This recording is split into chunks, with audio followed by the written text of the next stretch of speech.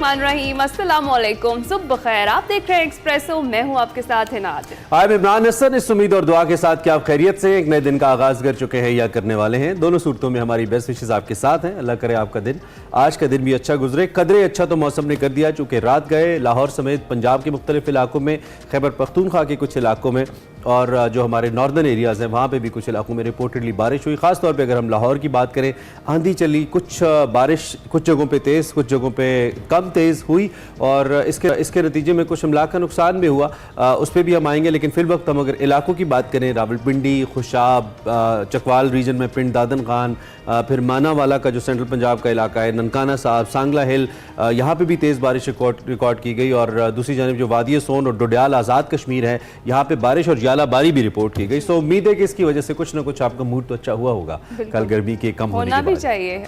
इतनी शदीद गर्मी के बाद इमरान, मेरे ख्याल है ये बड़ा ज़रूरी था। अल्लाह ताला की तरफ से रहमत की बारिश हुई, ऑल्दो इसमें नुकसान भी हुआ है, कुछ घरों की दीवारें गिरने से और कुछ बिलबोर्ड्स वगैरह गिरने से नुकसान भी हुए हैं। चलें, अच्छी बात यह है कि बारिश हुई। और दूसरी जानिब रात को लाहौर के बहुत सारे फीडर्स ऐसे थे माशाल्लाह जो ट्रिप कर गए 2024 के अंदर, पर अभी तक बिजली नहीं आई। इतने ज्यादा बिल्स लेने के बावजूद, मेंटेनेंस कॉस्ट की मद में इतने पैसे सार्फिन से लेने के बावजूद जो काम नहीं कर सकते हमारे लेस्को राइस्को जैसे इदारे, वो ये है कि मेंटेनेंस नहीं कर सकते अपने इक्विपमेंट की। हम समझते हैं कि मौसम बाज़-औक़ात सख्त होता है तो ये मसाइल हो जाते हैं, लेकिन इतने ज़्यादा कि अभी तक उसका रिपेयर वर्क नहीं हुआ। और वैसे इतनी भी कोई शदीद बारिश या तूफान नहीं था कि 12-12 घंटे के लिए बिजली बंद हो जाती। मुझे तो लगता है नेग्लिजेंस है और उसी के नतीजे में अब तक भी कई लोग ऐसे हैं जो बेचारे बिजली से महरूम बैठे हैं और जिम्मेदारान को एहसास नहीं है। हम भी बोलते हैं, चुप कर जाते हैं, लेकिन हमारा काम है बोलना, हाईलाइट करना, वो हम करते रहेंगे। बिजली दे दें लोगों को, बहुत गर्मी है। अच्छा, दूसरी जानिब ICC T20 world cup goes on और अब आहिस्ता आहिस्ता जो छोटे मैचेस हैं वो खत्म हो रहे हैं। छोटे मैचेस से मुराद जूनियर टीम्स या नई टीम्स और अब सीनियर्स की जाने मुकाबला बढ़ रहा है। सबसे पहले मैं अब के मैच की बात नहीं करूंगा, एक मैच ताज़ा तरीन भी हुआ है, अफगानिस्तान वर्सेस युगांडा। मैं कल के सीनियर टीम्स के मैच की बात करूंगा, that was between south Africa and Sri Lanka, और इंतहाई लो स्कोरिंग मैच, और वो भी साउथ अफ्रीका ने फिर जीत लिया। और इस दफ़ा भी लग रहा है कि श्रीलंका से हो नहीं पाएगा जैसी कल की उनकी परफॉर्मेंस थी। जी हाँ, और अगर स्पेशली इमरान बात करें पिचेस की, तो वो उस पर भी मेरे ख्याल से बैटर्स के लिए थोड़ी सी मुश्किल उनको हो रही है खेलने के लिए। अनप्रेडिक्टेबल सी पिचेस हैं, समझ नहीं आ रहा है कि कैसा खेल रही है। बिल्कुल ऐसा है। और अच्छा, मजेदार चीज ये है कि जो इनामी रकम है जिसका ऐलान किया गया है, आपकी फौरन नजर इनामी रकम पे वो जनाब 68 करोड़ 28 लाख पाकिस्तानी रुपए जो है वो बनती है। बारबाडोस में जो T20 वर्ल्ड कप की ट्रॉफी है, जिस टीम ने भी उठा ली उसको ये रकम जो है वो मिलनी है। और रनर अप टीम की अगर बात करें तो पाकिस्तानी करेंसी में तकरीबन 35 करोड़ की वो हकदार ठहरेगी। सेमीफाइनल में शिकस्त खाने वाली टीम कम से कम 21 करोड़ 94 लाख रुपए ले उड़ेगी। सेमीफाइनल में नाहक पहुंचने वाली सुपर 8 मरहले की बकिया 4 टीमों को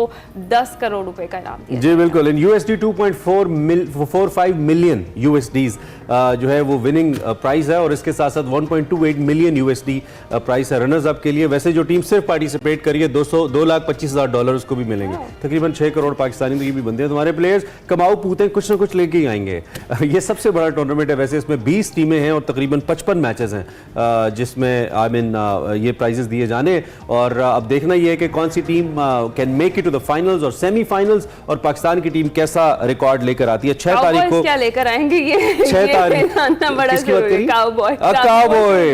अच्छा, इंप्रेस हो गया काउबॉयज। उसके बाद तो अच्छा, एक और भी बड़ी इंटरेस्टिंग सी चीज हुई है इमरान। आजम खान अपनी जो सोशल मीडिया है उस पर अपनी वीडियोस और पिक्चर्स वगैरह बड़ी अपलोड करते थे। पता नहीं कुछ फैंस की तरफ से क्रिटिसिज्म था या क्या था, अब वो सब कुछ उनकी जाने से फैंस हैं कौन आजम खान के? इस वक्त तो कोई फैंस नहीं आजम खान के, सिर्फ उनके अब्बा फैन होंगे उनके, जिनकी वजह से वो क्रिकेट खेल रहे हैं अब तक। अदरवाइज तो आजम खान अपने आप को प्रूव करें तो फैंस होने में देर नहीं लगती है। लोग गिला करते हैं कि जी आप किसी को डिप्रेशन में ले जाते हैं। भाई डिप्रेशन में शौक से लेके जाते हैं, आप अपनी फिटनेस पे तवज्जो दें। Just look at 10 of the others players ना, जो 10 आपके साथ खेल रहे हैं उनको देखें और आप अपनी हेल्थ देखें तो आपको पता चल जाएगा कि क्यों फैंस आपको क्रिटिसाइज करते हैं। बहरहाल ये आपको स्क्रीनशॉट दिखा रहे हैं हम इंस्टाग्राम आजम खान का। उन्होंने अपनी सारी जो पोस्ट है वो हिडन कर दी है। मैं इस हक में तो नहीं हूँ, he should live his life, he should keep on working hard, he is a player, I mean उसको सामने आना चाहिए। और एक स्पोर्ट्समैन की यही निशानी होती है कि वो हार्ड टाइम से निकल के ऊपर आता है।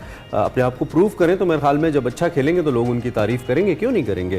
तो अगर ऐसा कुछ डिप्रेशन वाला मामला है तो आजम के साथ हमारी बेस्ट विशेस है, हम उनके लिए दुआ करते हैं। ऐसा नहीं होना चाहिए, लेकिन please prove yourself on merit to be a part of the team ना, फिर नहीं होगा ये। अच्छा, वो काउबॉय वाला कुछ है आपके पास या आगे चलें? आगे चलते चले जी। काउबॉय वैसे ये देख लें, कुछ मनाजिर है हमारे पास। शूट कल जो हुआ था आईसीसी ने किया, तो ये आप देख लें जी। सारे हमारे cowboy they are going to make a difference, I hope इंशाल्लाह। 6 तारीख को यूएस के खिलाफ हम खेलेंगे और उसके बाद अब 9 तारीख को इंडिया के खिलाफ खेलेंगे। Most anticipated match of cricketing world. मुझे पता चला है कोई $1000 तक भी टिकट बिकी है पाकिस्तान इंडिया मैच की जी।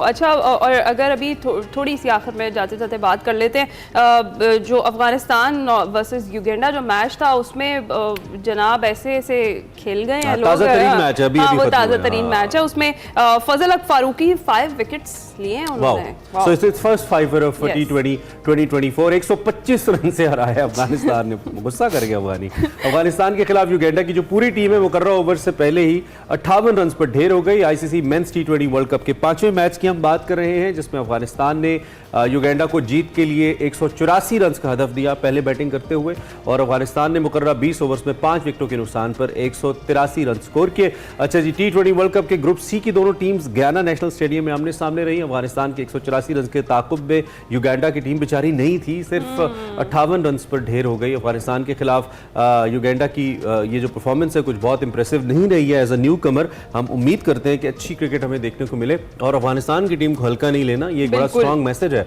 टीम की जानिब से। बिल्कुल ऐसा ही है। अब सियासी मैदान से खबरें शामिल कर लेते हैं, बड़ी खबर शामिल करते हैं।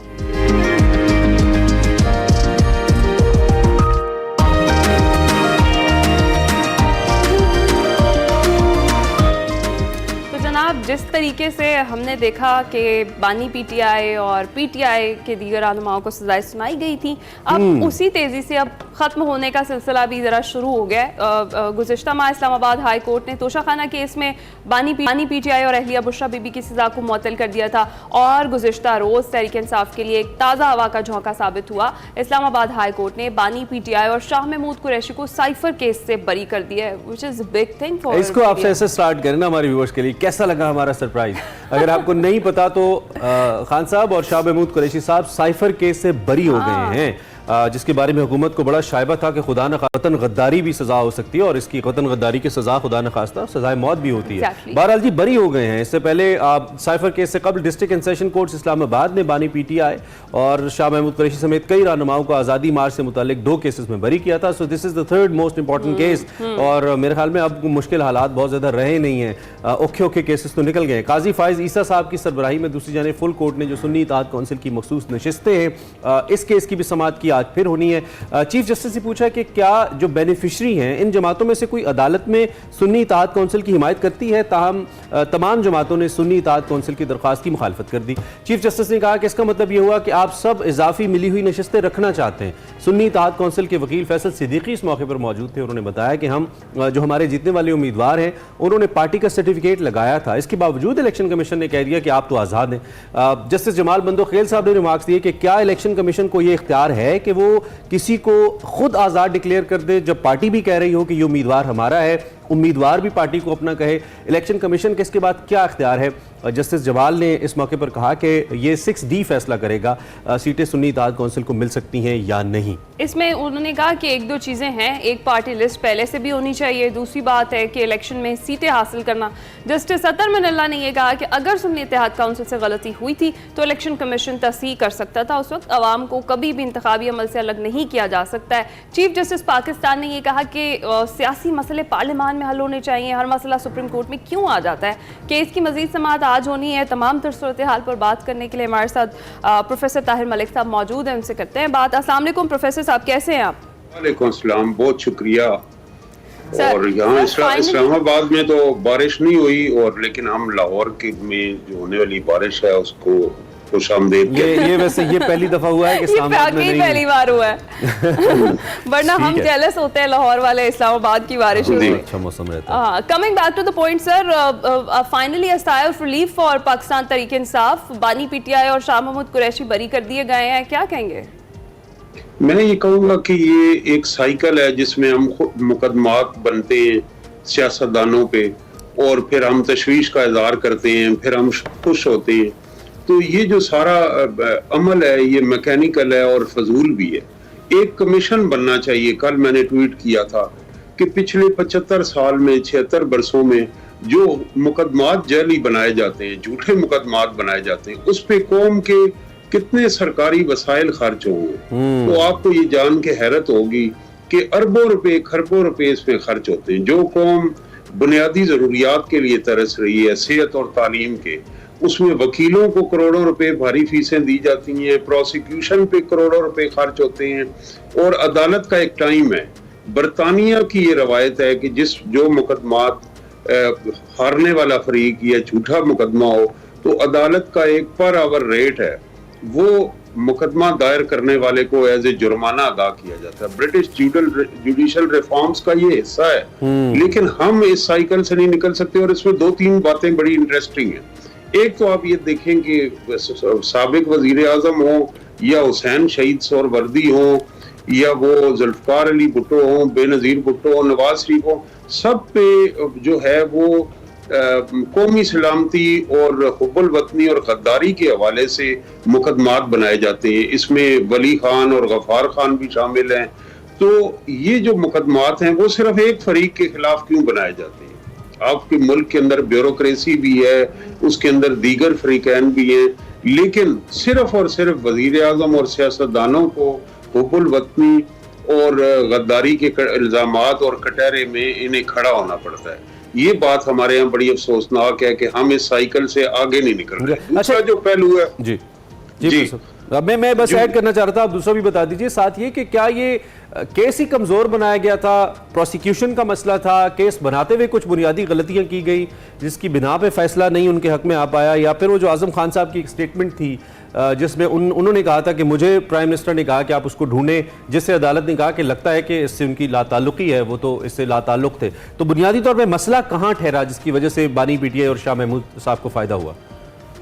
देखिए, मसला एक तो ये भी रिमार्क्स आप देखें कि जो लोअर कोर्ट का आप मेयार देखें कि ये यहाँ पे रिमार्क्स आ रहे हैं कि 12 बजे मुल्ज़िमान के बयान रिकॉर्ड होते हैं, और इतना दुनिया की नज़ीर में ये पर अजीब वाक़यात है कि 1-2 घंटे के बाद वो उनको 80 सफ़े का डिटेल जजमेंट आ जाती है कि ये ह्यूमनली इंसानी तौर पे ये पॉसिबल ही। तो हमें साउथ अफ्रीका की तर्ज का ट्रूथ एंड रिकॉन्सिलिएशन कमीशन बनाना होगा। अच्छा, हमें इतराफ करना होगा गुनाहों का कि हमने इस मुल्क में, अब मसला क्या है, केस कैसे बनते हैं। सलमान फारूकी साहब एक साबिक सेक्रेटरी जनरल थे प्रेसिडेंट ऑफ पाकिस्तान के, उनकी किताब आई है, किताब का नाम है डियर मिस्टर जिन्ना, जिसमें वो मेमो कमीशन का चैप्टर अगर पढ़ लिया जाए तो पहले आगे बताया जाता है जब आपकी एक वजीर आजम या सदर के इख्तिलाफात होते हैं कि अब आपके खिलाफ केसेस आएंगे, और जो की किरदार होते हैं, सलमान फारूकी साहब को कहा गया कि आप अप्रूवर बन जाएं और नहीं तो आपको भी इस केस में हम डालेंगे और आपके लिए अच्छा नहीं होगा, और हम साबिक सदर आसिफ अली जरदारी को हम रुखसत कर देंगे। और उनकी इतनी तबीयत खराब हुई कि वो बेहोश हो गए और उन्होंने फिर एयर एम्बुलेंस में दुबई ले जाया गया। अब ये किताब आई, आप देखें, और आज फिर उसके 13 साल बाद आसिफ अली जरदारी दोबारा सदर हैं। तो उस जरदारी साहब को भी ये देखना चाहिए कि जिस अमल से वो गुजरे हैं। मियां नवाज शरीफ जब बात करते हैं वो एक बच्चे की तरह जिससे खिलौना ले लिया गया कि मेरा खिलौना क्यों ले, मेरे साथ ये हुआ। भाई कौम के साथ ये हुआ है, आपके साथ भी हुआ है, लेकिन आप वजीर आजम थे तो इसलिए हुआ है ना। आप जरा अपनी इन अदाओं पे भी गौर करें। जो आपका मासूमाना भोलपन है वो बाज़ औक़ात बेवकूफाना भोलपन लगता है। अच्छा, तो आप इसकी तरफ स्ट्रक्चरल जो इश्यूज हैं, जब तक ये सियासतदान उस पर बैठेंगे नहीं, इनके साथ ये खेल दोहराए जाएंगे। अच्छा, बिल्कुल यही बात है। ये इसी तरह से खेल दोहराया भी जाता रहेगा अगर ये मिलकर नहीं बैठेंगे। दूसरी जानिब ये जो सारा मामला है, जिस तरह से बरी कर दिया गया है बानी पीटीआई को और शाह महमूद कुरैशी को, इस पर जो गवर्नमेंट का मौक़िफ़ है, जो उनकी तरफ से शुबा भी जाहिर किया जा रहा है और यही कहा जा रहा है कि कौमी सलामती को मलहूज़े खातिर रखना चाहिए था अदालतों को, और अब फैसला किया जाएगा कि सुप्रीम कोर्ट में जाना है या नहीं, प्रोसिक्यूशन ये फैसला करेगा। क्योंकि वो ये कह रहे हैं कि कल को कोई भी अपने मुफाद की खातिर किसी भी खुफिया डॉक्यूमेंट को इस तरीके से पब्लिक कर देगा, उसे पता है कि आगे सजा तो नहीं है। मेरे ख्याल से वजीर आजम से ज्यादा कोई बाख्तियार नहीं है, वो ये फैसला करे। वो he is the most sovereign of all. कोई सरकारी मुलाजिम, मैं दोहरा रहा हूँ, कोई सेक्शन अफसर, कोई कुछ, वजीर आजम जब ओथ उठाता है तो वो कहता है कि उसके पास ये इख्तियार है कि वो अवाम के मुफाद में किसी चीज को पब्लिक करना चाहे तो उसका राइट है, उसको किसी इजाजत से इजाजत लेने की जरूरत नहीं वजीर आजम को। इसीलिए वजीर आजम को सैल्यूट किया जाता है, इसीलिए वजीर आजम जो है वो स्टेट को रिप्रेजेंट करता है। He is the most powerful, he is the most sovereign of all the state representatives. तो इसलिए वजीर आजम पे कदगन लगाने वाले कौन है? वो तो किसी मामले को कह सके आज वजीर आजम है आप कोई भी जो रिपोर्ट है जो गवर्नमेंट ने पब्लिक नहीं की वो उसको पब्लिक कर सकता है। अब मसलन आज के वजीर आजम अगर चाहें शहबाज शरीफ साहब, तो मैं ये कहता हूँ कि वो एबटाबाद कमीशन की रिपोर्ट को पब्लिक कर सकते हैं, उन्हें किसी से इजाजत लेने की जरूरत नहीं। उन्हें इजाजत अवाम ने दी है, उन्हें इजाजत पार्लियामेंट ने दी है, उन्हें इजाजत कॉन्स्टिट्यूशन ने दी है।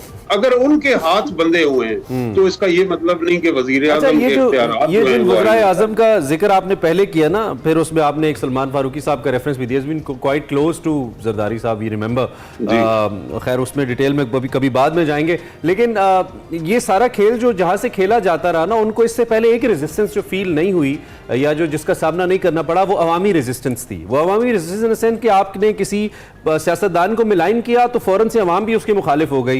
ये सूरत हाल बेनज़ीर भी फेस करती रही, नवाज शरीफ भी फेस करते रहे। अगर ये सूरत हाल फेस नहीं की तो बानी तहरीक इंसाफ खान साहब नहीं कर रहे ये सूरत हाल फेस, उनका वोटर इंटैक्ट है। तो अब मेरे ख्याल में ये थोड़ा आउट ऑफ सिलेबस है। इसके बाद क्या सिचुएशन वही पुरानी 70s 80s 90s वाली आप देखते हैं उनकी तरफ से हु मेक अ ब्रेक, या फिर नहीं अब सूरत हाल मुख्तलिफ है चूंकि वोटर इंटैक्ट है? इसमें कोई शुबा नहीं कि इस वक्त बानी पीटीआई या उनकी जमात मकबूल तरीन जमात है, लेकिन उन्हें यह कहना चाहिए इससे कि सोलो फ्लाइट के बजाय वो पार्लियामेंट पर दोबारा अपने फेथ का इजहार करें, पार्लिमानी सियासत पे एतमाद का इजहार करें, दूसरे स्टेक होल्डर्स के साथ ये कि ये मैं इनके साथ बैठूंगा नहीं, तमाम लोगों के साथ बैठें और फिर मुल्क को आगे लेके जाना उनकी एक जिम्मेदारी है। और इसी तरह किसी मौके पे पीटीआई को चाहिए कि ऑल पार्टीज कॉन्फ्रेंस बनाए, पार्लियामेंट के अंदर जो जमातें हैं बाहर, और सिंगल इश्यूज पे वो लेके चले, जिस तरह मौलाना फजलुर रहमान हैं और महमूद खान अचकज़ई हैं। ये जो दायरा है ये वसी, हमने ये यहाँ देखा MRD भी नवाबजादा नसरुल्लाह खान ने लीड की, मोहतरमा बेनज़ीर भुट्टो ने बहुत सारे इस तमाम जमातों के तहत पे किया। चार्टर ऑफ डेमोक्रेसी उन्होंने नवाज शरीफ के साथ साइन किया।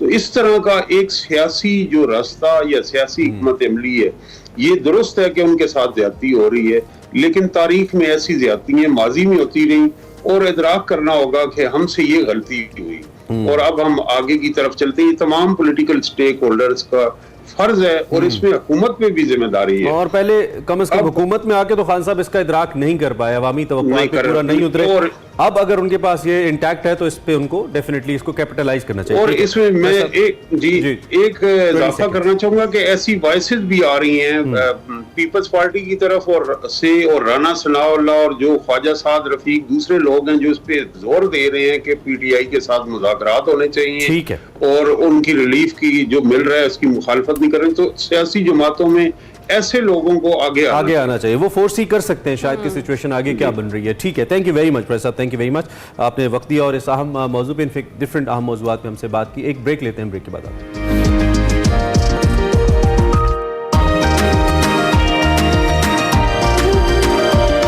Welcome back to Expresso hero से आपकी मुलाकात का वक्त हुआ है जनाब। पाकिस्तान के वेट लिफ्टर नूर दस्तगीर बट ने उज़्बेकिस्तान में हुए स्ट्रॉन्ग मैन गेम्स में गोल्ड मेडल हासिल कर लिया है। नूर दस्तगीर बट ने हरकुलिस कॉलिंस इवेंट में सोने का तमगा जीता। उन्होंने अपने भारतीय हरीफ के खिलाफ ये फतह समेटी और ये जो इवेंट है इसके बारे में अगर आपको बताएं तो 18 ममालिक के खिलाड़ी इसमें शामिल थे। नूर Dastgir but already Commonwealth games के गोल्ड मेडलिस्ट वेट लिफ्टर भी हैं।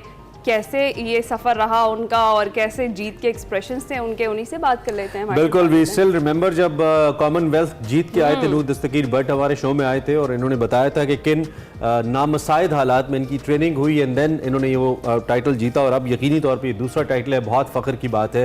He is not let it go. नू, वेलकम टू एक्सप्रेसो, क्या हाल है और बहुत मुबारकबाद भाई। अल्हम्दुलिल्लाह मैं बिल्कुल ठीक हूँ और आप सबको भी जो है बहुत बहुत मुबारक हो। माशाल्लाह, नहीं आपकी एफर्ट है और we are so proud of you. आप माशाल्लाह अपनी मनाजिल तय कर रहे हैं। एक तो ये बताइए कि क्या फीलिंग है वन आफ्टर अनदर, इतनी बड़ी कामयाबी माशाल्लाह, पाकिस्तान का झंडा लिफ्ट करना और सबसे ऊपर top of the list lift करना, कैसा फील होता है भट्ट साहब? सबसे पहले तो मैं अल्लाह ताला का जो है शुक्र अदा करता हूँ। अल्लाह ताला ने मुझे और मेरे मुल्क को जो है इज्जत से बख्शा। और बिल्कुल ये एक नया इवेंट है, वेट लिफ्टिंग से हटके इवेंट मैंने जो है जिसमें पार्टिसिपेट किया है, और वेरी फर्स्ट टाइम मैंने इसमें पार्टिसिपेट किया। और अल्हम्दुलिल्लाह अल्लाह ताला ने जो है हमें एक बहुत बड़े टाइटल से नवाजा है। और अल्हम्दुलिल्लाह इसमें जो तैयारी जो थी, इसमें मैं सिर्फ अभी 1 मंथ की जो तैयारी में जो कर सकता था मैं करके आया, क्योंकि मुझे 1 मंथ पहले ही जो है पता लगा कि मैं इसमें पार्टिसिपेट जो है कर रहा हूँ। बिकॉज उज़्बेक की जो गवर्नमेंट है मिनिस्ट्री की, उन्होंने मुझे खुद जो है इन्विटेशन किया है और मैं यहाँ पे जो आया हूँ, उनके इन्विटेशन पे आया हूँ। और यहाँ पे आके ना के ही सिर्फ पार्टिसिपेशन किया, यहाँ पे पाकिस्तान के लिए जो है मेडल भी जीत लिया। वेरी गुड, माशाल्लाह। आप हमें हमेशा ही प्राउड फील कराते हैं। नू 18 ममालिक के इसमें पहलवान थे, ये मुकाबला कितना सख्त रहा आपके लिए? ये जो उज़्बेकिस्तान में, तो ऊपर से आप बता रहे हैं कि पहली बार आपने पार्टिसिपेट किया इसमें। दरअसल इसमें जो 18 ममालिक थे वो ऑलरेडी स्ट्रॉन्ग मैन जो कंपटीशन है वो कर रहे थे, लेकिन मेरे लिए ये एक बड़ा न्यू चैलेंज था कि मैं इधर आऊं और इसमें पार्टिसिपेट भी करूं। और मैं हमेशा जब भी पाकिस्तान से किसी भी कंपटीशन के लिए निकला हूं तो मैं मेडल लेने की नीयत से ही निकला हूं। तो अल्हम्दुलिल्लाह मेरी नीयत थी कि मैं इधर अगर जा रहा हूं तो मैं मेडल के बगैर नहीं आऊंगा। इसमें तकरीबन 8 इवेंट होते हैं, जिसमें आपको ट्रेन भी खींचनी होती है, आपको बड़े बड़े पत्थर उठाने होते हैं, आपको डेडलिफ्ट करनी होती है, और इस तरह के। और जो मैंने जिसमें मेडल जीता वो हरक्यूलिस इवेंट है, जिसमें आपको 200 केजीज के ईच जो आपको बाले होते हैं उनको आपको पकड़ के रखना होता है, जितनी देर आप उसे रोक सकते हैं। तो अल्हम्दुलिल्लाह मैंने उसमें जो है बीट किया है 18 ममालिक को, और उसमें जो है मैंने पाकिस्तान के लिए जो है गोल्ड मेडल लिया। ये जो बाला आपने उठाया हुआ है ग्रे कलर का, बट साहब ये 200 किलो का है? जी जी, ये ईच जो एक जो है वो 200 केजीज का। ओह माय गॉड, अच्छा। और ये आपने कितनी देर उठाए रखा है? मैंने 1 मिनट और 5 सेकंड। Oh my God. और आपके जो ओपोनेंट थे ऑब्वियसली वो पहले जो ही उनका गिरा तो फिर आप जीत गए। जी यार ब्रिलियंट। नहीं, दरअसल जिस इवेंट की आप बात कर रहे हैं वो जोट है, वो इंडिया के साथ मेरी हुई थी। तो जी जी, एक जोट है और एक हरक्यूलिस है, जिसमें मैंने दोनों हाथों से पकड़ा हुआ है एक बाले को। हाँ बिल्कुल, वी कैन सी दैट। बहुत जबरदस्त भाई, वेरी इंस्पायरिंग। तो इसके लिए तो बड़ी हैवी ट्रेनिंग चाहिए होती है, और हमें याद है कि आपने पहले भी बताया था, आई बिलीव आपके वालिद साहब आपको ट्रेन करवाते रहते, अगर मुझे कुछ याद सही पड़ रहा हो। और आपने ये भी कहा था कि कोई खास वसाइल नहीं थे ट्रेनिंग के लिए जब आप कॉमनवेल्थ जीते थे। तो क्या अब भी हालात वैसे ही रहे या कुछ उसमें इंप्रूवमेंट आई बट साहब? दरअसल गवर्नमेंट की तरफ से तो ऐसी कोई सपोर्ट नहीं मिली कि हम लगातार इवन के मेरा ये कहना था कि अगर हमने 2024 पेरिस में अगर हमने मेडल लेना है तो हमें अभी से जो है इंटरनेशनल ट्रेनिंग के लिए भेज दिया जाए, ताकि हम 2024 के पेरिस के लिए जो है तैयारी कर सकें, ताकि मेडल लेके आ सकें। लेकिन ये सिर्फ बातें ही होती हैं हमारे इधर, तो ऐसी कोई अमल दरामद तो कुछ भी नहीं हुआ कि हम किसी बड़े मेगा इवेंट की तैयारी करें। तो ये भी जो तैयारी जो मैंने की अपने बलबूते भी की है, मेरे फादर मेरी फैमिली ने ही मुझे ये तैयारी करवाई है। और आगे भी हम एक और जगह पे पार्टिसिपेशन करने लगे हैं, power lifting Commonwealth championship and south African championship, जो कि साउथ अफ्रीका में हो रही है अक्टूबर में। तो मैं उसकी भी तैयारी कर रहा हूँ। तो मुझे उम्मीद है कि अगर मेरे वेट लिफ्टिंग के दरवाजे बंद है तो मैं इन दूसरे इवेंट्स में भी जाके पाकिस्तान के लिए जो है मेडल ले सकता हूँ। और अल्हम्दुलिल्लाह अल्लाह ताला ने ये मेडल मुझे नहीं पूरे पाकिस्तान को दिए है। बेशक, बल्कि दिखाएं, जरा दिखा रहे हैं हम, जरा फुल स्क्रीन दिखाएं जी मेडल।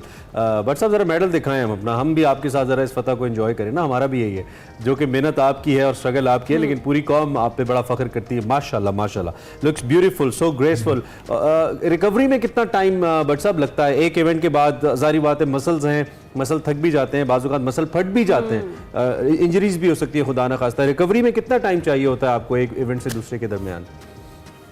दरअसल जो ये स्ट्रॉन्ग मैन जिसके लिए मैं आया हूँ, इसमें तो एक बहुत ही डिफरेंट चैलेंज मेरे लिए था कि 3 दिन लगातार मुकाबला था। अच्छा। मतलब 3 दिन लगातार सुबह शाम जो है इवेंट्स थे, 2-2 करके इवेंट आ रहे थे, सुबह भी 2 इवेंट, शाम को भी 2 इवेंट। मतलब आपको रेस्ट नहीं मिल पा रहा था। तो हमारी जो वेट लिफ्टिंग में होता है वो ये होता है कि वो एक दिन में ही जो मुकाबला है वो खत्म हो जाता है। लेकिन ये एक बहुत बड़ा चैलेंज था कि लगातार 3 दिन जो है मुकाबला लड़ते जाना और अपना मैक्सिमम देना और अपना बेस्ट जो है देना। तो ये एक बड़ा चैलेंज था, लेकिन अल्हम्दुलिल्लाह अल्लाह ताला ने करम किया और हमने लास्ट इवेंट पे जो है मेडल जीता। मैं चाहूंगी कि हमें ज़रा ये सिचुएशन तो एक्सप्लेन करें जिसमें भारतीय हरीफ जो थे वो आपके सामने थे और आई गेस ये वही है जिसमें आपने एक हैवी शॉट टाइप जो है वेट उसको होल्ड किया हुआ है ज़्यादा टाइम के लिए और पहले उनका गिर जाता है। क्राउड बहुत चीयर अप कर रहा था, क्या वहाँ पर पाकिस्तानी ज़्यादा मौजूद थे, आपके फैन ज़्यादा मौजूद थे? उसके हवाले से भी ज़रा बताइएगा, उस वक्त आपकी फीलिंग्स क्या थी ये भी बताइएगा।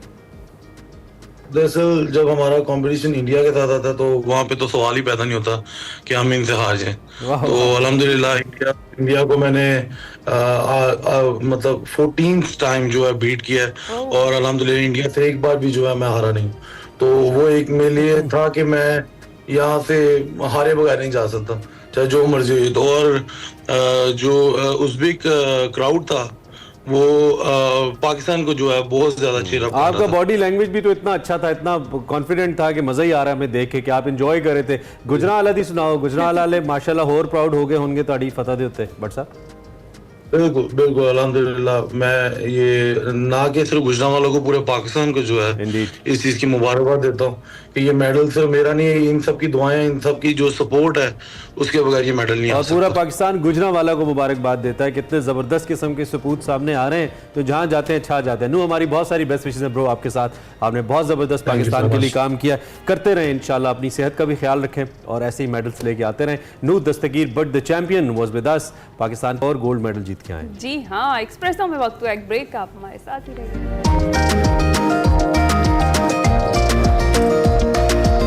Welcome back to Expresso. जैसा कि आपको पता है ईद कुर्बान करीब करीब है और मवेशी मंडियों की रौनकें बहाल हो चुकी हैं। इमरान आप बताइए, आपने जानवर ले लिया है कुर्बानी? मैंने नहीं जानवर नहीं लिया और आपने कहा कि पता है, अगर नहीं पता तो आप कहें कि लग पता जाएगा। हाँ, ये सिचुएशन है वैसे, बिल्कुल ऐसा ही है। और एक से बढ़कर एक माशाल्लाह से जानवर तो है मंडी में। कल भी हमने बात की थी 3 बड़े शहरों की मंडियों में मौजूद हमारे रिपोर्टर्स थे और उन्होंने यही बताया था कि दाम जो है ना तगड़ा है और अगर आपने अच्छा जानवर लेना है तो 3 लाख के करीब रकम जो है अपनी जेब में रख कर लाएं और फिर ही आपको अच्छा जानवर मिलेगा। सिचुएशन अभी दीगर शहरों में क्या है उस पर भी बात कर लेते हैं। मुल्तान और कोयटा से मेरे ख्याल में क्योंकि हमने लाहौर, कराची, पेशावर कल अपडेट किया था, हम शहर इंशाल्लाह कोई छोड़ेंगे नहीं, कोशिश करेंगे सभी शहरों से जरा अपडेट आप तक पहुंचती रहे। इस वक्त हमें हामिद ज्वाइन कर रहे हैं फ्रॉम मुल्तान और नोमान ज्वाइन कर रहे हैं फ्रॉम कोयटा। सो कोयटा चूंकि ज्यादा दूर है हामिद, तो आपकी इजाजत से जरा मैं कोयटा पहले पूछ लेता हूँ कोयटा के हवाले से। नोमान, क्या सूरत हाल है? मंडी थोड़ी सी वीरान लग रही है आपके पीछे, पिछले दिनों में कुछ मौसम भी खराब रहा, आप क्या सूरत हाल है? जानवर आ रहे हैं? कोयटा के हवाले से आगाह करें। जी बिल्कुल ऐसा है कि मुल्क भर की तरह कोयटा में भी ईद उल अजहा के हवाले से जो है मवेशी मंडियाँ सजना शुरू हो गई हैं। इस वक्त मैं कोयटा की एक बहुत बड़ी मवेशी मंडी जो एयरपोर्ट पर मौजूद है वहाँ पर मौजूद हूँ। मेरे अकब में भी देखा जा सकता है कि मवेशी मंडी इस वक्त खासा इसमें रश नहीं है और ना मवेशियाँ पर मौजूद हैं।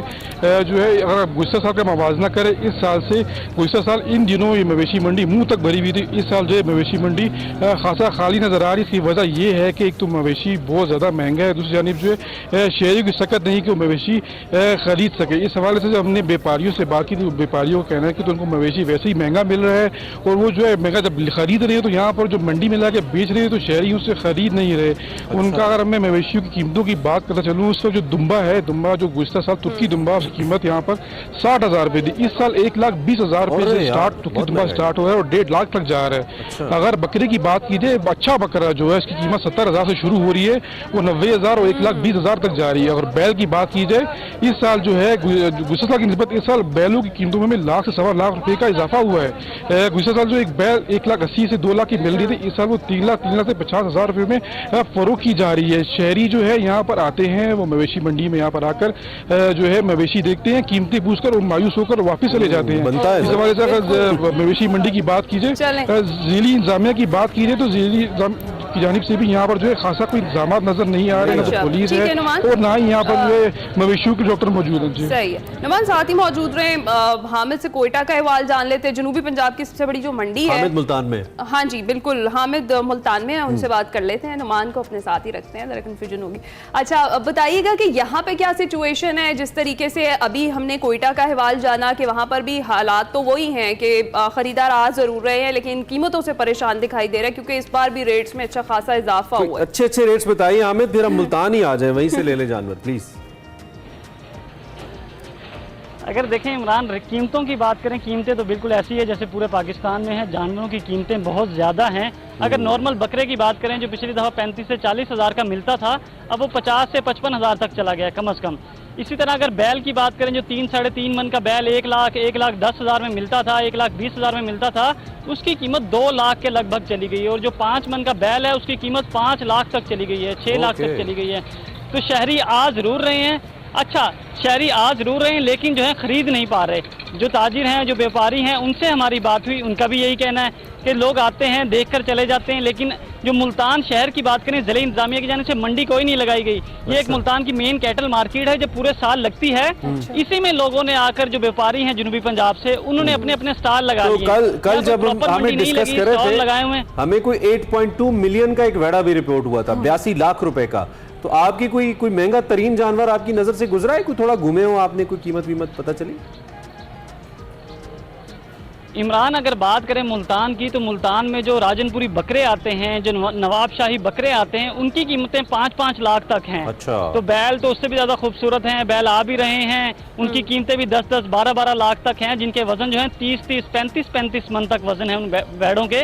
उनकी कीमतें भी बहुत ज्यादा मांगी जा रही हैं, क्योंकि उनको पूरा साल नाज नखरों के साथ पालते हैं, उनको दूध पिलाते हैं, मक्खन खिलाते हैं, तो काफ़ी उनकी खुराक महंगी होती है, तो इसलिए उनकी कीमतें भी महंगी मांगते हैं। व्यापारियों से हमारी बात हुई, उनका यही कहना है कि पूरा साल खर्चा करते हैं, अगर इस वक्त हम अपने पैसे पूरे ना करें या थोड़ा सा मुनाफा ना कमाएं तो हमारी मेहनत का कोई फायदा नहीं है। अच्छा। और ज़िले इंतजामिया की जाने से इंतजामात नहीं है। जनूबी पंजाब की ये सबसे बड़ी मंडी लगती है, क्योंकि पूरे जनूबी पंजाब से लोग यहाँ से जानवर खरीदते हैं और बाकी बड़े शहरों में भी लेकर जाते हैं, ताकि वहाँ जाकर ज़्यादा मुनाफा कमाया जा सके।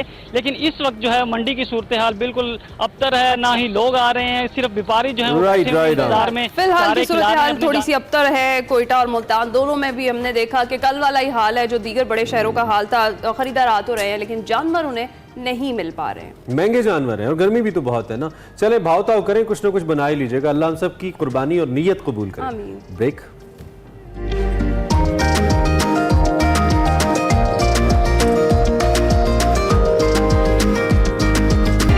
हाँ जी, तो उम्मीद है आपका साथ हमारे साथ अच्छा गुजर रहा है। आप एक्सप्रेसो देख रहे हैं। एक हिस्सा प्रोग्राम का मुकम्मल हुआ है, एक अभी बाकी है और इसमें भी बहुत कुछ है। फर्स्ट ऑफ ऑल क्या है? जी हाँ, फर्स्ट ऑफ ऑल जो भी है इमरान, पहले मैं आपको बताऊं कि गर्मियों की छुट्टियां जब हो जाती हैं तो माँ बाप का सबसे बड़ा मसला क्या होता है? So being mother, आप तो रिलेट कर सकते हैं कि कितना मसला टफ क्या होता है कि उनको एंटरटेन कैसे रखना है और उनको बार बार बाहर आउटिंग के लिए लेके जाना है। वही स्पेसिफिक प्ले होते हैं और वही प्ले लैंड्स हैं जहाँ पर आपने लेके जाना है। लेकिन उफेरा जहाँ की आज हमें सैर करा रही है, वो मैं रिकमेंड करूंगी कि भाई आपने एक अच्छी जगह बता रहे हैं। जी हाँ, लाहौर सफारी, जो कि जनाब इतना बेहतरीन कर दिया गया है। अब अभी आप देखेंगे, आपको मजा आ जाएगा। जरूर लेकर जाएं आप वहां पर अपने बच्चों को। पहले देखते हैं कि वहां पर अभी नई चीजें क्या क्या हुई हैं और किस तरीके से रिवैम्प किया गया है।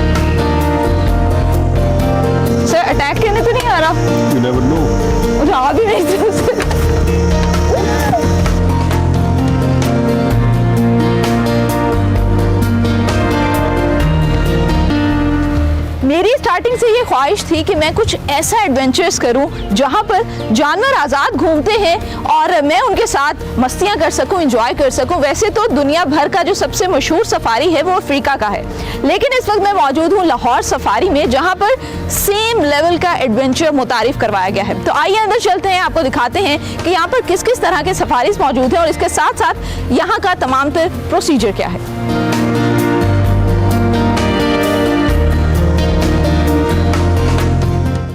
इस वक्त जिस जगह पे मैं मौजूद हूँ, ये बेसिकली यहाँ का टिकटिंग काउंटर है और ये पहला पॉइंट है जहाँ पर आप अपनी गाड़ी को पार्क करने के बाद पहुँचते हैं। सबसे इंटरेस्टिंग चीज़ ये है ये स्क्रीन। इस स्क्रीन के ऊपर आप जितनी भी टिकट के प्राइसेस हैं वो यहाँ पर मेंशन है, आप इसको देख सकते हैं।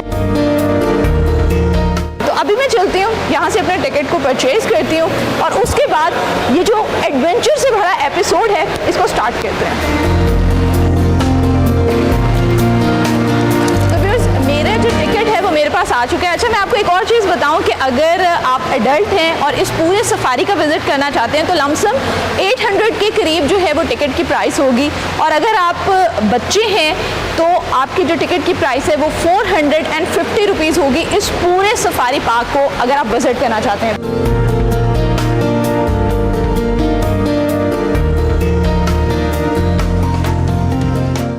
अस्सलाम वालेकुम सर, हाउ आर यू? जी अस्सलाम वालेकुम जी, क्या हाल है आपके? खैरियत से? मैं बिल्कुल ठीक ठाक। नाज़रीन, इस वक्त हमारे साथ मुदस्सर रियाज मलिक साहब मौजूद हैं जो डीजी हैं वाइल्ड लाइफ एंड पार्क्स के। तो सर अब हम अपना एडवेंचर स्टार्ट करें? जी बिल्कुल बिल्कुल, चलें।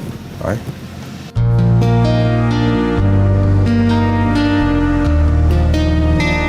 अभी पहला हम एंटर होने लगे हैं सॉल्ट रेंज के अच्छा, अंदर। ये आ गया। ये सॉल्ट रेंज बेसिकली वो एरिया है जहाँ पर लाइक जेलम से लेके और ये जाता है काला बाग तक। ये उड़ियाल है यहाँ पर। ओके। उड़ियाल और मफलन शीप भी है जो यूरोपियन है, ठीक है। लेकिन उड़ियाल ज़्यादा है, तकरीबन कोई 70 करीब उड़ियाल आपको यहाँ मिलेंगे। और ये हमारे द मोस्ट सिग्निफिकेंट एनिमल है हमारे पंजाब का। अच्छा सर, वो बिल्कुल टॉप पे मुझे नमक की वो नज़र आ रहे हैं ब्लॉक्स बड़े बड़े।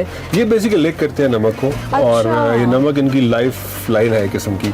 हमने बकायदा इसको बनाया इस तरीके से हुआ है कि अच्छा। सॉल्ट रेंज की तरह लगे। बिल्कुल, मुझे ऐसे वैसे फील आ रहा है कि मैं कलर कहाड़ के उन पहाड़ों के बीच में कहीं पे घूम रही हूँ, क्योंकि आप लोगों ने बिल्कुल नेचुरल इन्वायरमेंट दिया है। National environment. ये अभी हम पाकिस्तान डियर सफारी में एंटर हो रहे हैं और यहाँ पर आपको तमाम पाकिस्तानी डियर्स की मुख्तलिफ स्पीशीज़ आपको यहाँ पर नजर आएंगी। ये जो ब्राउन सा नीचे है ये हॉक डियर है। ओके। अच्छा, ये हाइट में काफी छोटे हैं या ये बच्चे हैं? ये छोटे वाला है। छोटे वाला है। बड़े भी हैं। ठीक बड़े है। भी हैं। वो आगे आपको जो नजर आ रहे हैं वो सांबड़ हैं, बड़े वाले। अच्छा, मुझे वैसे लिटरली ऐसे फील हो रहा है कि मैं पाकिस्तान में मौजूद नहीं हूँ। मैं किसी बाहर की सफारी का विजिट कर रही हूँ जहाँ से आप बड़े क्लोजली एक्सपीरियंस कर सकते हैं इन तमाम तर चीज़ों को। वो नील गाय है राइट साइड पे, वो नीले रंग की पीछे बैक पे। तो बहुत हैरान होके हमें देख रहे हैं। देखें ये इसकी उतरी हुई है छाल। ये जो हिरन है इसमें से ये अपने सींग इस पर रगड़ते हैं, सीजन में उतार देते हैं, उसके सींग गिर जाते हैं। अच्छा। तो फिर दोबारा उगते हैं। अब हम एंटर होने लगे हैं अफ्रीकन सफारी के अंदर। ये ज़ेब्रा, और ये बिल्कुल मेरे सामने ज़ेब्रा आ गया। और ज़ेब्रास कितने मौजूद हैं इस सफारी में? ज़ेब्रा हमारे पास 8 ज़ेब्रास है, तकरीबन 16 करीब ऑस्ट्रिचेस होंगे। अच्छा, वैसे मैं उतर सकती हूँ यहाँ पे, लेकिन मैं उतरूंगी इसलिए नहीं क्योंकि मेरे जाने से ना ये भाग जाएंगे।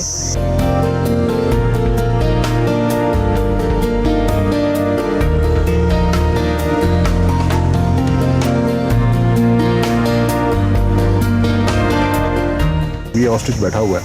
एक मिनट रोकना है इधर, ये काफ़ी स्पीड से भागता है। अगर मैं इसको जाके कुछ करूंगी तो ये भागेगा तो नहीं? ये आपको अटैक कर सकता है। अच्छा। हाँ, ऑस्ट्रिच अटैक करता है। Do it on your own risk. तो नहीं, इसीलिए। we don't allow. अच्छा। We don't allow any person to disembark from EV. ये इसकी गाइडलाइंस में शामिल है। गाइडलाइंस में शामिल है। तो ये जो है ना, ये कूडो है, ये लार्जेस्ट हेरन है डियर ऑफ द वर्ल्ड। अच्छा, वो दरख्तों के नीचे। बीच में बैठा हुआ ये कूडो है और ये अफ्रीकन डियर है। सर, अटैक करने तो नहीं आ रहा? You never know. मुझे आ भी नहीं सकती।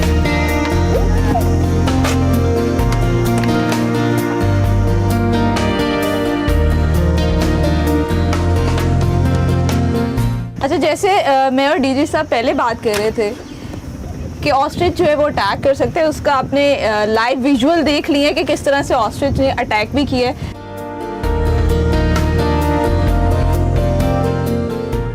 तो ये ब्लैक बग है। अच्छा सर, कुछ इसमें ब्लैक हैं, कुछ ब्राउन हैं, इसका क्या? अच्छा, ये ब्लैक बग इसलिए कहते हैं, इसलिए है कि जैसे जैसे एज बढ़ती है ये ब्लैक होता जाता है। ओके। पहले ब्राउन होता है। जो इसमें एक अल्फा मेल होता है, वो अल्फा मेल वो होता है जो कि सर उठा के चलेगा और अपनी दुम भी पीछे से वो उठा के चलेगा। अच्छा। एंड वो किसी और मेल को बर्दाश्त नहीं करता अनटिल अनलेस के बाकी मेल उसके ग्रुप के अंदर, हर्ड के अंदर सबमिसिव हो जाए।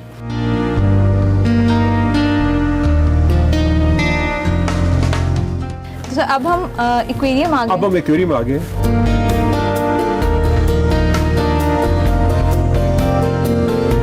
सीरियसली स्पीकिंग, पूरे पाकिस्तान में इस लेवल का एक्वेरियम मैंने नहीं देखा। सो इसमें बड़ी एफर्ट हुई है एक्वेरियम के ऊपर और No doubt. इसको बकायदा डिज़ाइन किया गया है। मुख्तलिफ ये फॉर एग्जांपल ये पहली फिशेज़ हैं, ये आपकी ये हमारी फ्रेश वाटर फिशेज़ है। ठीक है। और नेक्स्ट हमारा जो सेक्शन स्टार्ट होता है वो ओशन फिशेज़ हैं या सर इस जगह के टेम्परेचर को किस तरह से आप लोग मेंटेन करते हैं? सो इसका पूरा सिस्टम लगा हुआ है जिसमें ऑक्सीजन, वाटर, उसमें कौन कौन सी मिनरल्स चाहिए, नमकियात चाहिए।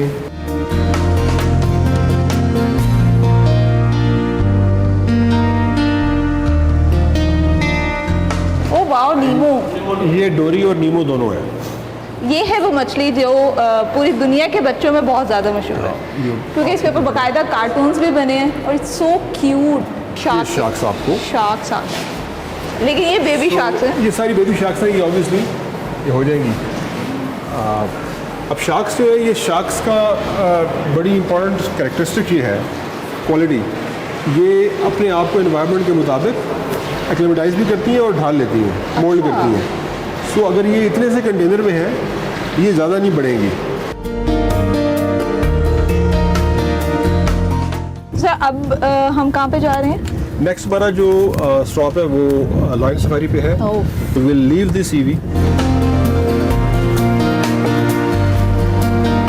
तो व्यूअर्स ये है वो स्पेशली डिज़ाइन गाड़ी जो लाइन सफारी के लिए डिज़ाइन की गई है और ये तमाम तो जो चीज़ें यहाँ पर हैं ये सिर्फ आप लोगों की सेफ्टी के लिए हैं। इसमें ऑब्वियसली आप देखें ये डबल फेंस है। अच्छा, गाड़ी के टायर भी प्रोटेक्ट किए हैं आप लोगों ने? जी प्रोटेक्ट किए हैं क्योंकि स्टार्ट में तो लॉयंस ने इस पर अटैक किया और टायर्स को बर्स्ट कर दिया। ओह, सर टोटल कितने लाइंस यहाँ पर मौजूद सो हैं? इस टाइम इस एनक्लोजर में 4 है और टोटल हमारे पास 15 है। 15 हैं। चलो चलो, आना आना आना आना, चलो चलो, और वो लाइन आ रहा है चलो चलो, और ये लाइन बिल्कुल हमारे करीब आ चुका है। उफ, कितनी दहशत है इसकी। सही गाड़ी पे चढ़ तो नहीं जाते? चढ़ जाते हैं, चढ़ जाते हैं? चढ़ सकते हैं। Dangerous experience. सफारी एक्सपीरियंस तो यही है। तो फिर इस वक्त जो है ये देखें आप, अगर यहाँ पे दिखा सकें आपको, तो ये सारे शेर यहाँ पे इकट्ठे हो गए हैं और यहाँ पे अभी इनकी फीडिंग जो है वो कराई जाएगी चले थैंक यू। और ये अब इनको खिलाएंगे। ओह वाह,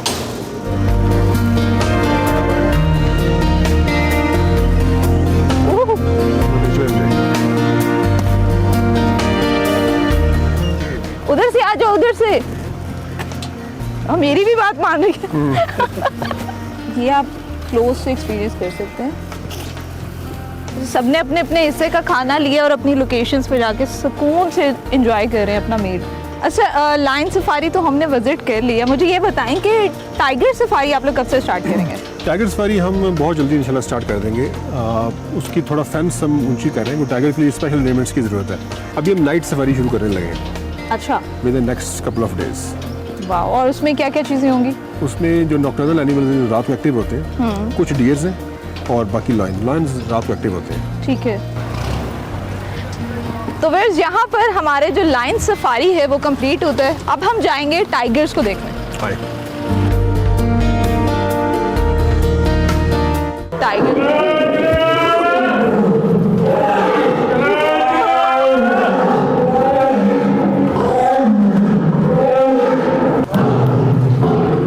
अच्छा, जब ये धाड़ है ना, वाइब्रेशन हो रही है, पूरी जगह पे वाइब्रेशन हो रही है। इतना इनकी आवाज़ जो है, इसका साउंड इतना लाउड है।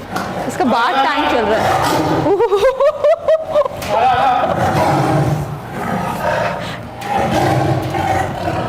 और ये इसको बुलाएंगे, ये देखो।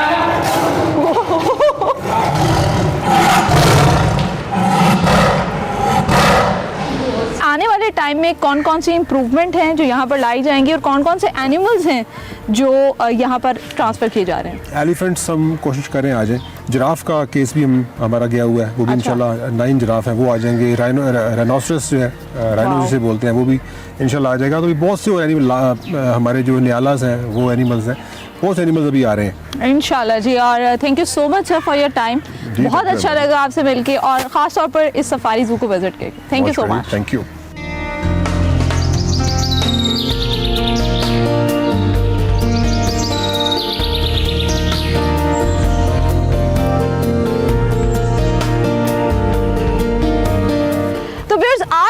मेरा सफारी जू का जो एक्सपीरियंस है वो बहुत ज़्यादा मज़े का रहा। मैंने डिफरेंट चीज़ों को एक्सपीरियंस किया। मुझे इजाज़त दीजिए और देखते रहिए Expresso. Welcome back to Expresso. Expresso talent में हम आपकी मुलाकात करवाते हैं उन नौजवानों से जिनके अंदर भरपूर टैलेंट होता है और वो कुछ ना कुछ करके दिखाते हैं, क्योंकि पाकिस्तान में टैलेंट की कोई कमी नहीं है। बेटा बाद के नौजवान एहसान अब्बासी हैं, कंप्यूटर की कीबोर्ड से गाड़ी चलाकर सबको हैरान कर दिया है। एहसान अब्बासी ने कंप्यूटर कीबोर्ड के जरिए मोटर कार मुकम्मल कंट्रोल करके बगैर ड्राइवर के चलाने का तजुर्बा किया है। और एहसान अब्बासी ये कहते हैं कि कंप्यूटर पर गेम्स खेलते हुए उनके जहन में ये आइडिया आया कि कीबोर्ड के जरिए गाड़ी चलाई जा सकती है और उसके लिए उन्होंने 6 माह की मेहनत की और कामयाब भी हुए। अच्छा, इस पर 2.5 से 3 लाख रुपए खर्चा आया। मजीद एहसान से बात करते हैं, हो सकता है आपने सोशल मीडिया पे इनको देखा हो, लेकिन इन्होंने चूंकि एक अचीवमेंट की तो हमने कहा जरा हम भी अपने शो में जरूर इनसे बात करें। एहसान, अस्सलाम वालेकुम, क्या हाल है? वालेकुम अस्सलाम जी, अल्हम्दुलिल्लाह। Thank you very much. अपने इस प्रोजेक्ट के हवाले से बताइए हमें। ये मैंने प्रोजेक्ट बनाया है कि एक मैनुअल गाड़ी आल्टो VXR पे उसको कंप्यूटर के कीबोर्ड पे शिफ्ट किया है। वो गाड़ी जो है कंप्यूटर के कीबोर्ड पे चलती है और नॉर्मल भी चलती है और कीबोर्ड से भी चलती है। इस प्रोजेक्ट पे तकरीबन मैंने 7 महीने का वक्त लगाया और 7 महीने के बाद मैंने इसको कंप्लीट किया और फिर इसको इंट्रोड्यूस करवाया और तकरीबन 2-2.5 लाख से ऊपर इस पे जो है मेरा खर्चा हुआ है इस प्रोजेक्ट पे। तो एहसान, बड़ा जबरदस्त काम आपने किया है। आइडिया कैसे आया आपको कि गाड़ी चल सकती है कीबोर्ड से भी? वैसे तो मैं गेम से इंस्पायर हुआ हूँ कि गेम में हम गाड़ी चलाते हैं कीबोर्ड से, तो रियल लाइफ में भी इसको ट्राई करना चाहिए। एक्सपेरिमेंट फिर मैंने किया और साथ साथ कई मरतबा मेरे तजर्बात जो है वो फेल भी होते रहे और फेल होने के बाद उनको कामयाब किया और कामयाबी के बाद फिर मैंने ये सारी गाड़ी जो है वो गांव के रोड पे और मेन रोड पे ग्राउंड में टेस्ट करके इसको कामयाब बनाया है। कंप्लीट कार का कंट्रोल है कीबोर्ड में या सिर्फ ड्राइविंग का कंट्रोल है? सारी कार का कंट्रोल कीबोर्ड पे है, जिसमें गाड़ी स्टार्ट भी होती है कीबोर्ड से, बंद भी होती है। गाड़ी की लाइटें, वाइपर, इंडिकेटर, हॉर्न, खासकर स्टीयरिंग, ब्रेक, क्लच, एक्सेलरेटर, सारे फंक्शन कीबोर्ड पे शिफ्ट किए हैं। तो ये महज वो एक बच्चे का ख्याल होता है ना कि मैं कीबोर्ड से गेम खेल रहा हूँ तो मैं ज़रा अपनी गाड़ी को कन्वर्ट करूँ। एक तो ये हो सकता है, दूसरा ये कि कोई बड़ा आइडिया होता है माइंड में कि जब मैं ये कर लूँगा तो इसके बाद मैं इसको इस लेवल पे लेके जाऊँगा। तो आपका प्लान क्या था? बस वैसे ही ख्याल में अपनी खुशी के लिए किया हो गया, या फिर नहीं आपने साइंटिफिकली प्लान किया इसको कि मैं इसको आगे कमर्शियल लेवल पे लेके जाऊँगा, कुछ और बड़ा करूँगा? नहीं, पहले तो कमर्शियल लेवल पे लेने उसको लाने के लिए मैंने काम नहीं किया।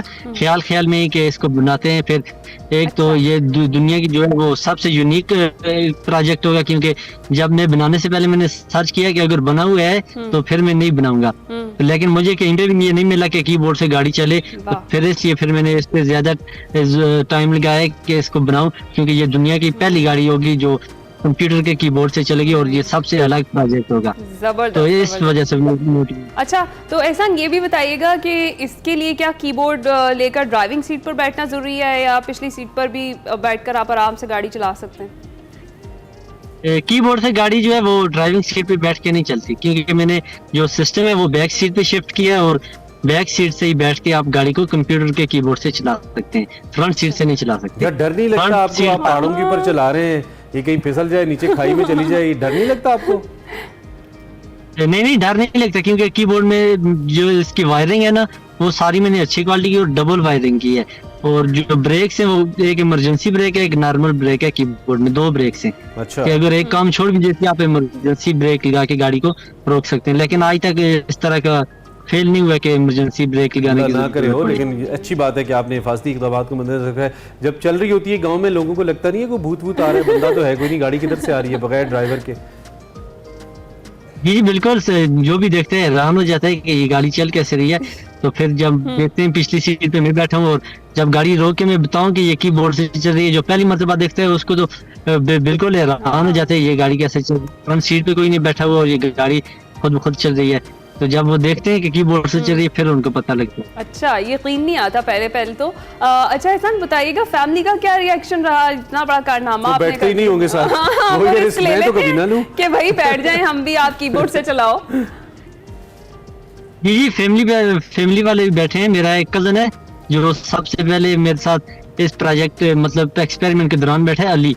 उसका नाम है, वो मेरे साथ बैठा है। तो बैठा है वो सही दाद का मुस्तहिक दाद का मुस्तहिक। वो भी इस तरह की फील्ड में इंटरेस्टेड है ना, वो भी इलेक्ट्रॉनिक्स के प्रोजेक्ट वगैरह बनाने की कोशिश करता रहता है। तो उसे मुझ पे यकीन था कि चलो आप गाड़ी चलाओ, मैं फ्रंट सीट पे बैठ जाता हूँ और आप कीबोर्ड से चलाओ। तो उसको बिल्कुल भी डर नहीं लगा। बाकी जो मेरे कजन है वो डरते थे, वो नहीं बैठते थे। तो अच्छा, एक कजन अली सबसे जो आप ये जो क्या इसे कहते हैं, स्टीयरिंग जो आप रोल कर रहे हो इसका, क्योंकि ये तो चलो कीबोर्ड से तो समझ आता है कि उसमें वो एक रोलिंग बॉल होता है, वो से आप कर सकते हो। कीबोर्ड में तो ऐसा कुछ नहीं है जिससे पूरा 360 रोल हो।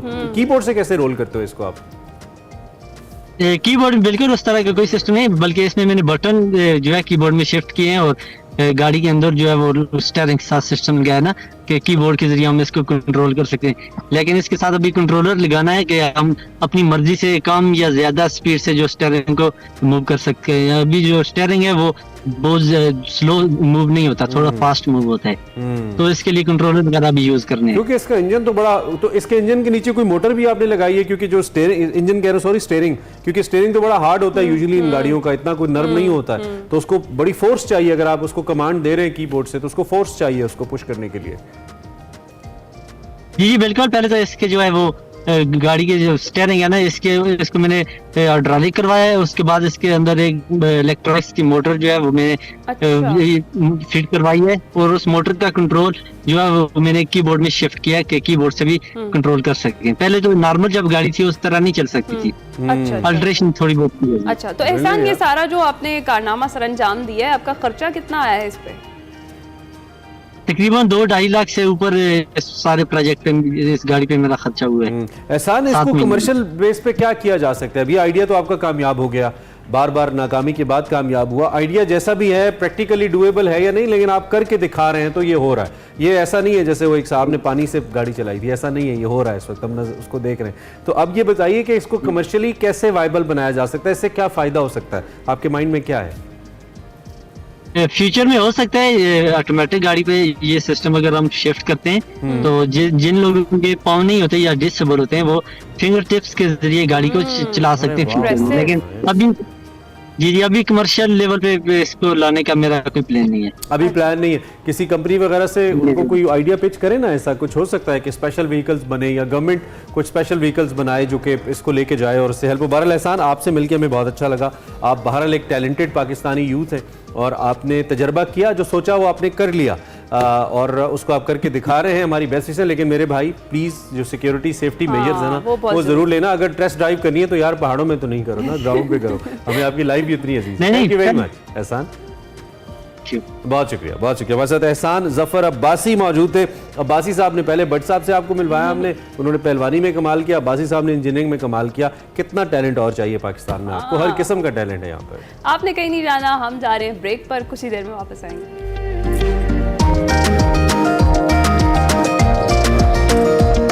आगे बढ़ते हैं और जनाब क्रिकेट फीवर जो कि चल रहा है और प्रोग्राम के शुरू में भी हमने बात की, अब फिर से बात करते हैं कि T20 वर्ल्ड कप के लिए जो हमारी टीम है अब तैयारियों के लिए में मसरूफ़ है, क्योंकि मेगा इवेंट में एक बार फिर से तैयारियों में बारिश आड़े आ गई। बारिश ने एक बार फिर से रफ्तारअंदाजी की, जिससे ट्रेनिंग सेशन जो है वो मुतासिर भी हुआ। ICC T20 वर्ल्ड कप में पाकिस्तान अपना पहला मैच जुमेरात 6 जून को डैलस में अमेरिका के खिलाफ खेलेगा, जबकि 9 जून को न्यूयॉर्क में और रिवायती हरीफ भारत से टकराएगा। इस मैच का सबको बेसब्री से इंतजार है जी। हम उनमें से कि डैलस में पाकिस्तान क्रिकेट टीम का पहला सेशन एज हिना टोल्ड बारिश से मुतासिर हुआ। फिजिकल और फील्डिंग का जो सेशन था ये ही कर पाई टीम, मजीद सेशंस नहीं हो पाए। इससे कबल पाकिस्तान और इंग्लैंड के दरमियान 4 T20 मैचों की सीरीज बरतानिया में हुई थी।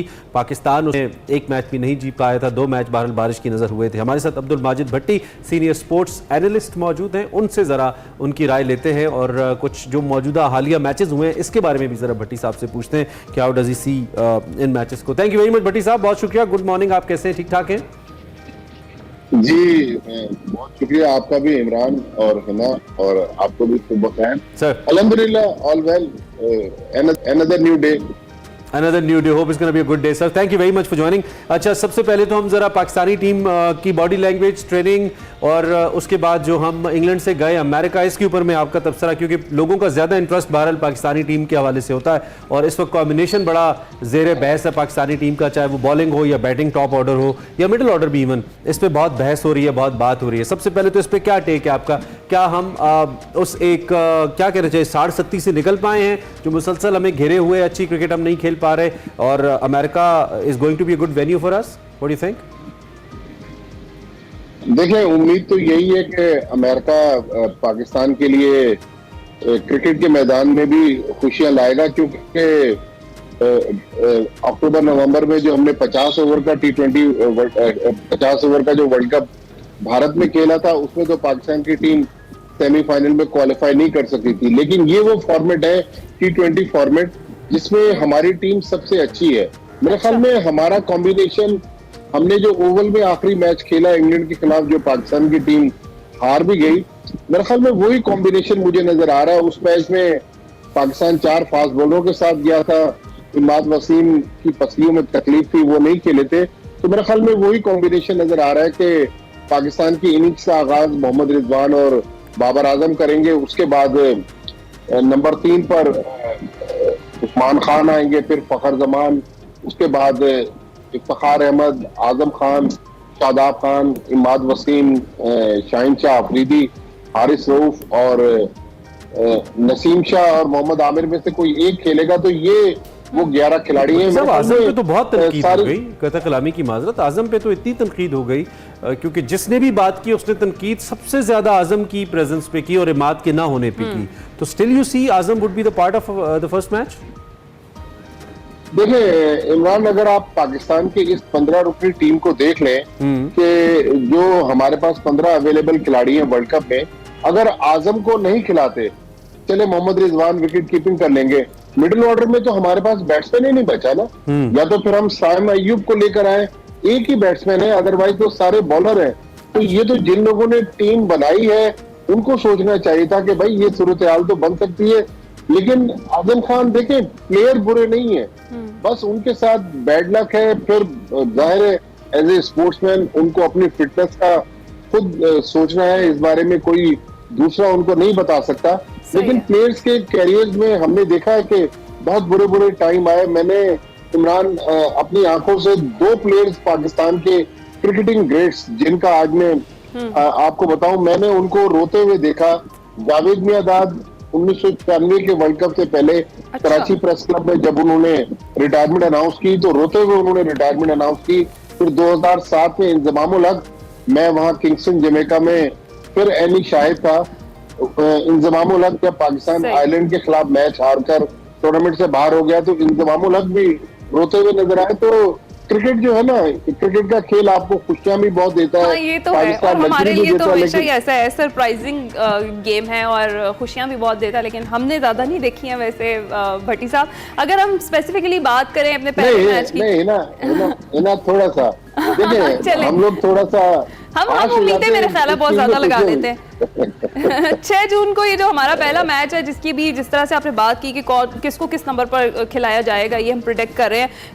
क्या कॉन्फिडेंस मैटर करेगा? क्योंकि अमेरिका ने जो अपना आगाज ही है वो फातिहाना कर लिया है, हम अभी इंग्लैंड की ताज़ा सीरीज भी हारे हैं, तो कोई फर्क पड़ेगा इससे भी? देखिए, इस टूर्नामेंट में जो T20 वर्ल्ड कप अमेरिका और वेस्ट इंडीज में हो रहा है, 20 टीमें खेल रही है, 12 जो है वो टेस्ट प्लेइंग कंट्रीज है, 8 एसोसिएट टीमें हैं। मेरे ख्याल में अमेरिका या अभी थोड़ी देर पहले युगांडा अफगानिस्तान का मैच खत्म हुआ, इनसे हमें कोई बहुत ज्यादा तवक्कुआत नहीं है कि ये टीमें सुपर 8 के लिए जाएंगी। लेकिन ये टीमें पार्टी स्पॉइलर हैं, ये किसी का भी खेल खराब करेंगी। लिहाजा पाकिस्तान, क्योंकि अमेरिका में आज तक पाकिस्तान ने क्रिकेट नहीं खेली, अमेरिका ने रिसेंटली एक टेस्ट प्लेइंग कंट्री बांग्लादेश के खिलाफ T20 सीरीज जीती। अभी जो कनाडा के खिलाफ पहला मैच था, उसमें 193 रन बनाकर 193 का हदफ चेस करके उन्होंने अपने अजाइम तो दिखाए। लेकिन इमरान, मेरा जो सबसे बड़ा सवाल है, पाकिस्तान अमेरिका का मैच शायद क्रिकेट है, कुछ कह नहीं सकते, लेकिन मुझे उम्मीद है कि पाकिस्तान आसानी से ये रुकावट अबूर करेगा। इंशाल्लाह। लेकिन 9 तारीख को जो पाकिस्तान इंडिया का न्यूयॉर्क में मैच है और कल रात उस ग्राउंड पर न्यूयॉर्क के निसाव क्रिकेट स्टेडियम में जनूबी अफ्रीका और श्रीलंका का जो मैच हुआ है, 78 रन पर श्रीलंका की टीम आउट हो गई और 214 में से T20 हिस्ट्री में पहली बार ऐसा हुआ, 214 गेंदों में से 127 डॉट बॉलें थी। आप देखें कि पिच पर बाज गेंदें बहुत ऊपर जा रही थी, बाज एकदम बैठ रही थी और अनइवन पिच था, आउटफील्ड हैवी थी। ये जो ऑस्ट्रेलिया से ड्रॉप इन पिचेस का कॉन्सेप्ट था, ये मुझे लग रहा है कि कोई कामयाब होता हुआ नजर नहीं आ रहा। आईसीसी के सामने सवाल तो उठ गया कि आपने दुनिया का इतना बड़ा मैच ऐसे क्रिकेट स्टेडियम में 34,000 की गुंजाइश वाले स्टेडियम को चंद महीने के नोटिस पर बना तो दिया, क्या ग्राउंड और उसकी जो पिच है वो इस स्टैंडर्ड की होगी कि लोग पाकिस्तान और इंडिया के मेरे ख्याल में मैच को देखना चाहते हैं? ऐसा लगता है जो अमेरिकन क्रिकेट की मैनेजमेंट है ना, वो भी इसके वेट को नहीं समझ पाई शुरू में कि कितना बड़ा इवेंट, शायद उनको पता नहीं है कि फुटबॉल के फाइनल के बाद ये सबसे बड़ा इवेंट है किसी भी स्पोर्ट्स के इवेंट को हम अगर बात करें जो होता है Pakistan versus India cricket match, तो अब शायद इसके बाद उनको इदराक हो। आपने बिल्कुल राइटली पॉइंट आउट किया। दूसरी जानिब पाकिस्तानी टीम का भट्टी साहब एक ही इशू रहा है, टैलेंट की तो कभी हमें कमी नहीं रही, हमारे पास मैच विनिंग प्लेयर्स की भी कमी नहीं रही। 4, 5, 6 प्लेयर्स एट टाइम्स ऐसे खेल रहे होते हैं जो मैच का पासा एक प्लेयर पलट सकता है, लेकिन the main point has always been the pressure handling. Pressure tackle नहीं कर सकते हम, और वर्ल्ड कप मैचेस के अंदर हमारे साथ यही होता रहा है। इस वर्ल्ड कप के 9 जून के मैच के अंदर इन पर्टिकुलर आपको लगता है कि पाकिस्तान की टीम ज़्यादा प्रेशर के अंदर है या भारत पे ज़्यादा प्रेशर है? क्योंकि बहरहाल भारत पिछली दफ़ा अपनी जो अनबीटन परफॉर्मेंस है उसको वर्ल्ड कप विक्ट्री में कन्वर्ट नहीं कर पाया था, तो एक प्रेशर उन पे भी तो है। इमरान भाई, अगर सारा कुछ अच्छा हो जाए ना क्रिकेट में, तो आप लोग भी हमें मॉर्निंग शोज में नहीं बुलाएंगे। आप कहेंगे टीम तो जीत रही है। लेकिन this is on A lighter note, लेकिन असल चीज ये है, बिल्कुल प्रेशर हैंडलिंग जो है वो मैटर करती है और क्रिकेट गेम ही प्रेशर का है। लेकिन अगर T20 की आप हिस्ट्री देख लें कि पाकिस्तान और इंडिया के दरमियान जो 7 मैच हुए, 6 मैच इंडिया ने जीते। एक मैच आपको याद होगा अब से कुछ 3 साल पहले जो दुबई में हुआ, बाबर आजम, मोहम्मद रिजवान और शाहीन शाह, वो एक ही याद है हमें, बाकी 6 हमें याद ही नहीं है। तो देखिए, इंडिया फेवरेट की हैसियत से शुरू करेगा ये मैच, लेकिन पाकिस्तान की टीम केपेबल है कि इंडिया को हरा दे। मेरे ख्याल में यही पाकिस्तान का एडवांटेज है कि पाकिस्तान की टीम को सारे एक्सपर्ट जो हैं वो अंडर एस्टिमेट कर रहे हैं। मेरे ख्याल में यही पाकिस्तान का एडवांटेज है और मुझे उम्मीद है कि ये नौजवान टीम है। लेकिन एक फैक्टर आजम खान से हटकर पाकिस्तान प्रेशर हैंडलिंग के अलावा पाकिस्तान को क्रंच मोमेंट्स पर अपनी फील्डिंग के जरिए भी इम्पैक्ट क्रिएट करना होगा, क्योंकि हम बॉलिंग में अच्छा करते हैं, बैटिंग में अच्छा करते हैं, लेकिन हमारी फील्डिंग जो है वो हमें धोखा दे देती है। बिल्कुल, बहुत शुक्रिया अब्दुल माजिद भट्टी साहब, बड़ी क्लियरली आपने बात की कि इतना भी ज्यादा अंडर एस्टिमेट नहीं करना चाहिए अपनी टीम को। शोल्डर हाइट पे कैच नहीं छोड़ने, कैच छोड़ने नहीं है वैसे तो, लेकिन ऐसे भी तो नहीं छोड़ने। हाँ, इस हवाले से हमने बात की है और देखते हैं कि पाकिस्तान अब अपने पहले मैच में कैसा परफॉर्म करता है। बॉयज हमें डिसअपॉइंट करते हैं या मतलब ब्रेक लेते हैं, ब्रेक के बाद आते हैं। Back to Expresso. हमने खेल के मैदानों का जिक्र करना है, जहां हम क्रिकेट की बहुत ज़्यादा बात करते हैं, तो हम एक्सप्रेसो में खासतौर पर कोशिश करते हैं कि बाकी जो स्पोर्ट्स हैं उनमें जो कारकर्दगी है उसको भी हाईलाइट किया जाए, खासतौर पर अच्छी कारकर्दगी। बरतानिया के अवार्ड याफ्ता जो खिलाड़ी हैं माइकल ओवन समेत फुटबॉल के कई जो इंटरनेशनल प्लेयर्स हैं वो पाकिस्तान फुटबॉल लीग की जो इफ्तिताही तकरीब है उसमें शिरकत के लिए पाकिस्तान पहुंच चुके हैं। बिल्कुल, ये बहुत बड़ी बात है, एक तो पाकिस्तान फुटबॉल लीग का होना, क्योंकि पाकिस्तान अब फुटबॉल की जानिब भी जा रहा है और यहाँ पे एक लीग होने जा रही है। कुछ दिन पहले हमने बात की थी कि ऐसा होना चाहिए। ये लीग लाहौर में शुरू होगी। बरतानवी फुटबॉल लेजेंड माइकल ओवन को लीग का सफीर मुकर्रर किया गया है। PFL पाकिस्तान फुटबॉल लीग की जो इफ्तिताही तकरीब है वो इसके मेहमान खुसूसी भी होंगे। इसके अलावा जो स्पेनिश फुटबॉल क्लब है एटलेटिको मैड्रिड, इसके अरकान समेत लिवरपूल के मायनाज फुटबॉलर एमिल हेस्की हैं, राहुल और पास्कल हैं, चंबोडा जैसी शख्सियात भी इस तकरीब में शिरकत करेंगी और जो मेहमान खुसूसी हैं कायम मकाम सदर सैयद यूसुफ रज़ा गिलानी वो इन प्लेयर से मुलाकात भी करेंगे, जबकि जो बरतानवी डिप्टी हाई कमिश्नर हैं उनकी जानिब से इन मेहमानों के एजाज़ में एक इशाइया भी दिया जाएगा। So we are so happy to see football prospering in Pakistan, क्योंकि पाकिस्तान ने रिसेंटली बड़ा अच्छा खेला भी है क्वालिफायर्स के अंदर और कंबोडिया को हमने बीट भी तो किया है, फिर सऊदी अरब के खिलाफ भी हम अच्छा खेले थे। तो all the best to the PFL management, अल्लाह करे अच्छा सा टूर्नामेंट हो। दूसरी जानिब हम थोड़ा सा हॉकी नेशंस कप की बात कर लेते हैं, जिसमें पाकिस्तान टीम ने कनाडा को 1 के मुकाबले में 8 गोल से हरा दिया ना। गुड न्यूज़, टूर्नामेंट का जो सेमीफाइनल है उसमें पहुंचने के लिए पोजीशन अब मुस्तहकम कर ली है पाकिस्तान ने। पोलैंड के शहर में ये मैच खेला गया, कौमी हॉकी टीम ने कनाडा की एक भी नहीं चलने दी और राना वहीद अशरफ ने 4 गोल दागे और प्लेयर ऑफ द मैच वो करार पाए, जबकि जो गजनफर अली हैं उन्होंने 2 गोल किए और इसी तरह से अब्दुर्रहमान और हनान शाहिद ने 1 गोल किया। पाकिस्तानी टीम अपना तीसरा मैच अब फ्रांस के खिलाफ 5 जून को खेलेगी, देखते हैं उसमें कैसा परफॉर्म। अरे बहुत जबरदस्त, आप कहेंगे आज तो जीत के ढेर लगा दिए।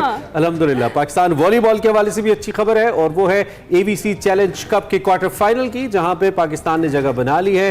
बहरीन के अंदर खेले गए इस मैच में पाकिस्तान ने थाईलैंड को हराया है, 3-0 से हराया है। रिसेंटली पाकिस्तान वॉलीबॉल ऑस्ट्रेलिया को भी आउट क्लास पाकिस्तान ने किया था। सो कौमी टीम की जीत का स्कोर 25-22, 25-14, 25-21 रहा। साथ साथ ग्रीन शर्ट्स के हवाले से आपको बताएं तो उन्होंने अर्जेंटाइन कोच रोबिन वुलुचिन की निगरानी में मुसलसल ये 11वीं फतह हासिल की है।